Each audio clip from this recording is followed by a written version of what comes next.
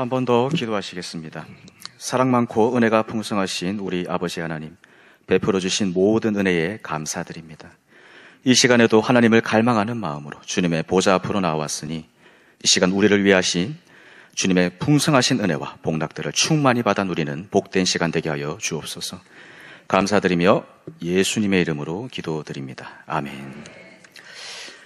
하나님의 말씀은 전쟁의 연속입니다. 민족 간에 일어나는 전쟁과 또 개인 간에 처한 상황과 내면에서 일어나는 영적 전쟁도 수없이 나타나죠. 그런데 이런 전쟁의 공통점은 그 사람이 하나님께 속하였을 경우 오히려 그 고통스러운 과정이 결국은 하나님의 은혜의 통로가 된다는 사실을 성경은 우리에게 알려주고 있습니다. 출애굽기 12장을 보면요, 이스라엘 백성들이라 하지 않고 여호와의 군대라고 표현하는데 이것이 무엇을 의미하는 것일까요? 문설주에 어린 양의 피를 바르고 양의 고기와 또 쓴 나물과 무교병으로 급히 식사를 하게 한 이후에 하나님께서는 이스라엘을 군대라고 부르십니다. 이스라엘 백성들은 40년의 광야 생활 가운데서 여러 전쟁을 경험하게 됩니다. 40년 만에 약속의 땅, 젖과 꿀이 흐르는 땅, 그 가나안 땅에 입성하게 되지만 그들이 기다리는 것은 행복한 정착과 언약의 성취에 앞서서 그 땅의 거주민들과의 치열한 전쟁이 기다리고 있었습니다. 그런데 그 이면에는 하나님의 인도하심 앞에서 순종으로 발걸음을 옮기는 순종의 행동이 뒤따랐음을 우리는 발견해야 합니다. 하나님께서 인도하시는데 믿음이 적어서 어린아이처럼 계속해서 부드러운 음식을 떠먹여 줄 때까지 기다리거나 혹은 두렵고 불안해서 가만히 있는다면 결국은 악하고 게으른 종처럼 하나님 앞에 불순종하게 되는 것입니다. 하나님께서는 우리의 믿음을 보시고 또 그분의 때가 되었을 때 순종을 통한 섭리의 역사하심을 우리에게 보여주길 원하십니다. 오늘 말씀의 제목은 믿음으로 행할 때 주시는 은혜입니다. 우리가 우리 앞에 놓인 영적 전쟁 앞에서 믿음으로 행하게 될 때 하나님께서 어떻게 본문에서 역사하셨는지를 살펴보면서 우리 앞에 놓인 믿음의 전쟁에서 어떻게 하나님을 신뢰하며 발걸음을 떼어야 할지에 대한 깨달음이 저와 여러분에게 있으시길 주님의 이름으로 소원합니다. 첫 번째로 우리가 믿음으로 행할 때에는 상황과 환경이 절대적으로 불가능해 보입니다.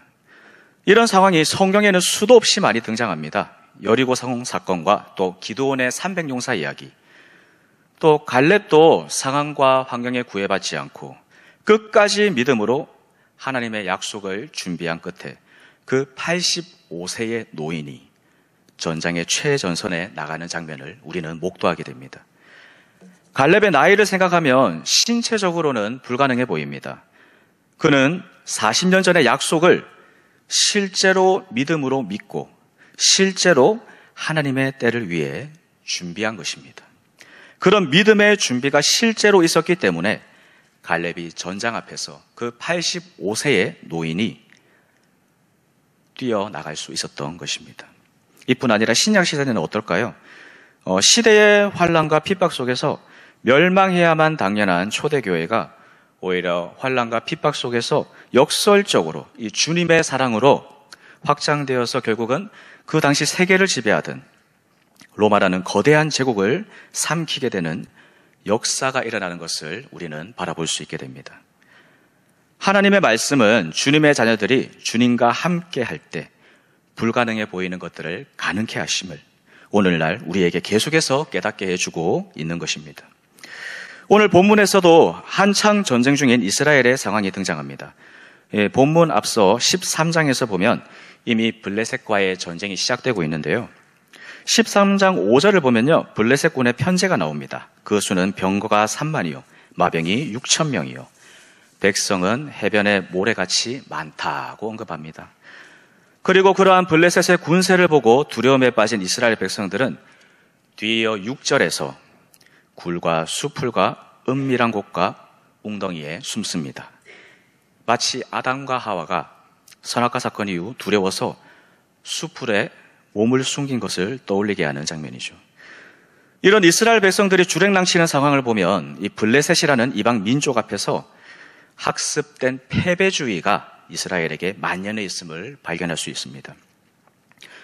13장은 절박한 상황에서 사울이 이 사무엘을 기다리지 못하고 여호와께 제사를 드리다가 그만 질책을 당하고 그의 왕위가 계속되지 못하게 되리라는 말을 들은 장면이 나오는 장입니다. 그리고 13장 하반부를 보면 이스라엘의 철을 다룰 철공이 없다고 표현하는데 19절입니다. 그때에 이스라엘 온 땅에 철공이 없었으니 이는 블레셋 사람들이 말하기를 히브리 사람이 칼이나 창을 만들까 두렵다 하였습니다. 그리고 이어 20절의 상황을 보면 이렇게 전체적으로 그 당시 이스라엘은 블레셋의 통제하에서 정치적으로 그리고 경제적으로 예속되어 있는 그런 불리한 현실이었습니다. 인간적인 관점으로 보면 이스라엘의 상황은 절대적으로 불리한 상황이죠. 어떤 도움도 없이 기술도 떨어지고 군사력도 현저히 열세인 이스라엘의 절체절명의 상황이었습니다. 절박한 사울 왕은 이런 환경적인 상황을 보고 인내하고 또 하나님의 때를 기다리지 못하다가 결국 크나큰 죄를 저지르게 되는 것입니다. 이런 상황에서 이스라엘은 블레셋과 싸우는 전쟁의 한가운데서 오늘 본문에 요나단이 등장하고 있습니다. 자, 두 번째로 우리가 믿음으로 나아갈 때 하나님께서 표징을 주신다는 겁니다. 전장의 한복판에서 사울의 아들 요나단이 등장합니다. 전장의 한복판이라는 상황은 우리가 믿음의 결정을 내릴 것에 대한 시험터라고 볼 수 있습니다. 본문 6절을 우리가 다 같이 합독하시겠습니다. 14장 6절이죠. 합독하시겠습니다. 요나단이 자기의 무기를 든 소년에게 이르되 우리가 이 할례 받지 않은 자들에게로 건너가자. 여호와께서 우리를 위하여 일하실까 하노라. 여호와의 구원은 사람이 많고 적음에 달리지 아니하였느니라. 아멘.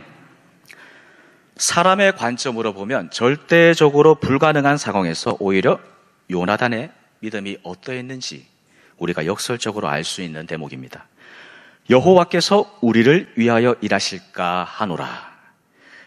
하나님께 어떤 소원을 강구하거나 강력한 동의를 요청하는 그러한 강요성이 전혀 느껴지지 않는 표현이죠. 단지 하나님의 능력을 신뢰하며 나아가지만 자신의 뜻과 다른 결과가 나오더라도 서로 패배하여 목숨을 잃는 최악의 상황이더라도 그리 아니하실지라도 하나님의 뜻이라면 순종하겠다는 그런 하나님의 주권능하심에 대한 고백이 이런 요나단의 외침 속에 들어있는 것입니다. 이렇게 철저히 하나님의 주권을 인정했기에 훗날 요나단은 다윗에게도 그런 왕의 자리를 내어줄 수도 있었던 것이죠. 그리고 이어서 요나단은 블레셋 민족에 대하여 할례 받지 않은 자들이라 명합니다. 이 할례는 이스라엘 백성들이 다른 민족과 구분되는 이 하나님과의 언약 관계의 중요한 징표였습니다. 이 택함 받은 민족의 정체성을 나타내는 것이 바로 할례였죠. 창세기 17장에 할례의 의미가 나타나는데요. 17장 10절입니다. 화면 보시고 합독하시겠습니다. 너희 중 남자는 다 할례를 받으라. 이것이 나와 너희와 너희 후손 사이에 지킬 내 언약이니라. 아멘. 요나단의 할례의 언급은 이스라엘과 하나님과의 관계죠. 즉 언약적인 선민 사상을 근거로 하여 이 하나님을 경외하지 않는 블레셋 민족을 매우 멸시하는 표현입니다. 절대적으로 불리한 상황 속에서 요나단은 이스라엘 민족의 정체성으로 온전히 반응하고 있습니다. 이런 요나단의 말은 요나단 자신과 또 이스라엘 백성이 누군지를 정확히 알고 있는 그의 온전한 신앙 고백인 것입니다. 그가 평소에 어떤 신앙관을 가지고 살아왔는지 이런 불리하고 절박한 상황 속에서 오히려 그의 믿음을 통해서 우리는 알 수 있다는 것이죠. 이런 요나단의 믿음의 반응은 우리에게 많은 것을 깨닫게 해줍니다. 우리가 누군지 정확히 알게 될 때, 우리가 하나님께 온전히 거하게 될 때 영적 전쟁 속에서 우리가 믿음을 붙들고 전진할 수 있는 힘이 생기게 되는 것입니다. 불리한 시험 속에서도 하나님을 신뢰함으로 믿음으로 행할 수 있는 저력을 주님께서 더해 주시는 것입니다. 나의 정체성의 뿌리가 세상에 가 있다면 이 믿음의 시험 앞에서 세상의 파도에 이리저리 흔들리고 넘어갈 뿐입니다. 실패할 뿐이죠. 하지만 요나단은 자신이 누군지 정확히 알았습니다. 정체성의 뿌리가 요나단의 신앙관이 하나님께 온전히 접붙임되어 있었기 때문에 이 하나님께 택함받은 민족이 바로 이스라엘 민족임을 기억하고 있었던 것입니다.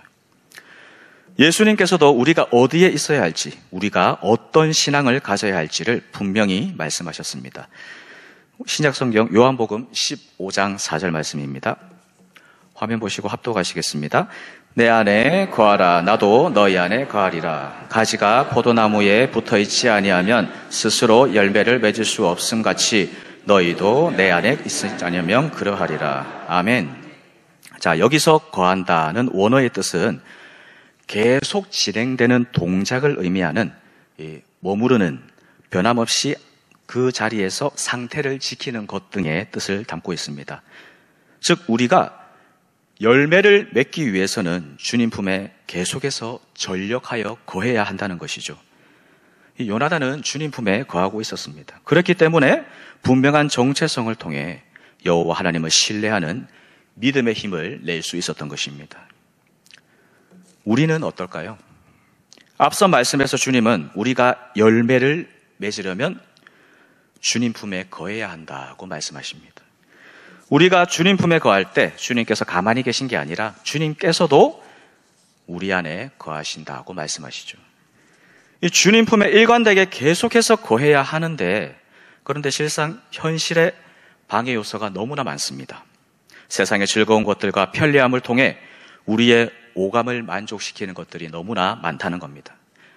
믿음의 선택, 영적 전쟁의 한가운데서 그 결정의 순간에 우리는 나의 육신이 조금 불편하고 또 남들보다 조금 덜 누리고 또 좋은 기회를 놓치더라도 주님이 이 세상에서 내가 가장 사랑하는 분이기 때문에, 내 영혼을 책임지시는 분이기 때문에 주님을 선택함으로써 오는 이 땅의 힘들고 또 불편함을 믿음으로 마땅히 감내하며 인내하고 견뎌야 하는 것입니다.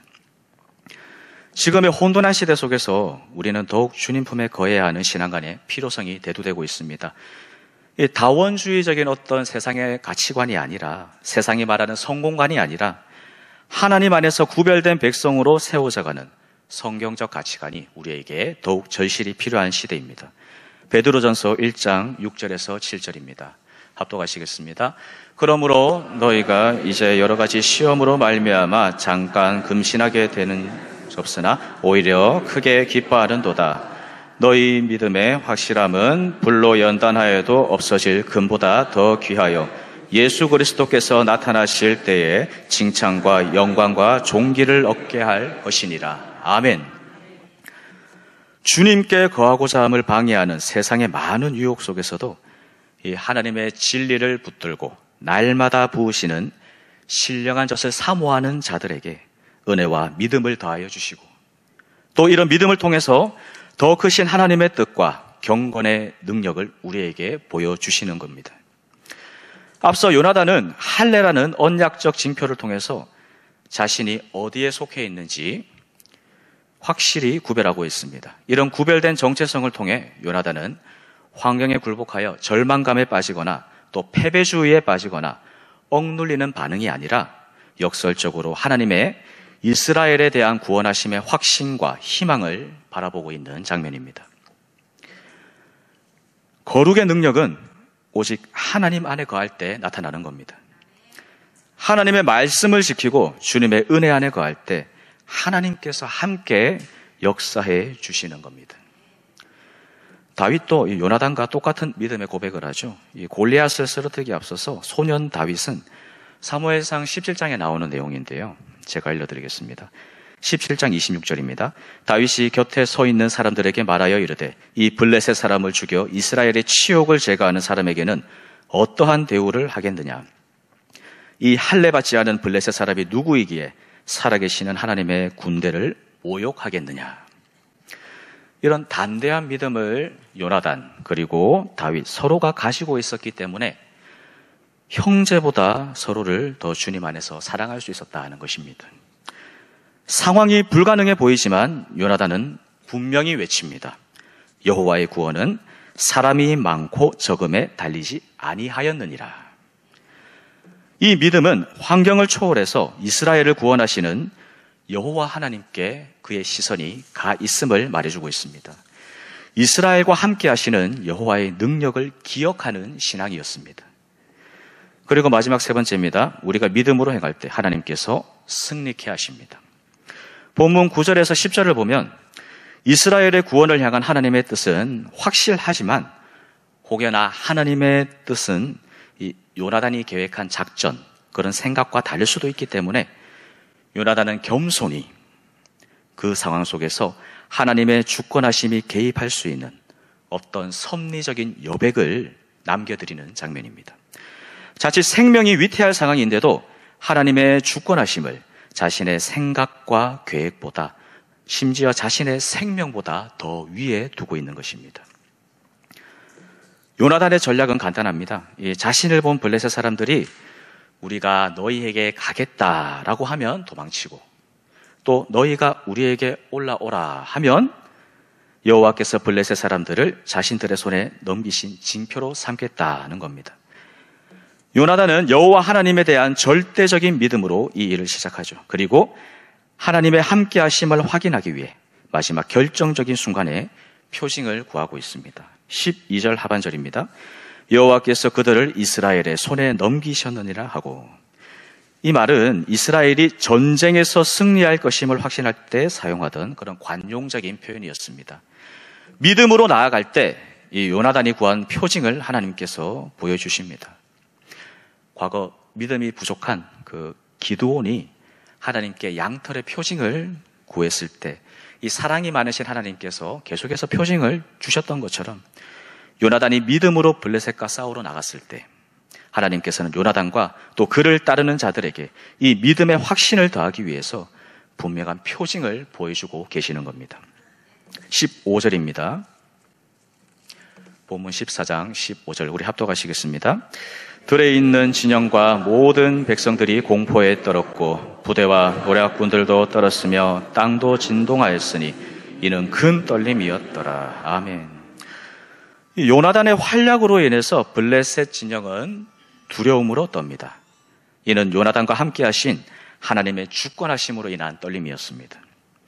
본절에서 이 떨다가 3번 등장하는데, 이는 앞서 이스라엘 백성들이 이 강력한 전력을 가진 블레셋 군대를 보고 떨고 숨었던 그 13장 7절의 말씀과는 극명히 대비되는 장면입니다. 결국 우리가 믿음으로 나아갈 때 상황을 반전시키는 분은 내가 아니라 나를 통해 역사하시는 하나님이신 것입니다. 믿음으로 나아갈 때 불가능을 가능케 하신 하나님이십니다. 말씀을 정리하겠습니다. 우리의 삶에는 믿음으로 선택하고 또 주님을 의지하며 발걸음을 옮겨야 할 때가 반드시 찾아옵니다. 그리고 그 선택의 기로는 진리와 비진리, 믿음, 말씀을 따를지 아니면 죄의 유혹에 넘어갈지에 대한 그런 선택의 대립이 일어나는 영적 전쟁의 구도로 나타나기도 합니다. 이런 삶의 중요한 기로와 영적 전쟁 속에서 우리는 믿음을 통해 하나님의 개입하심에 대한 승리를 경험한 요나단의 행적을 바라봐야 합니다.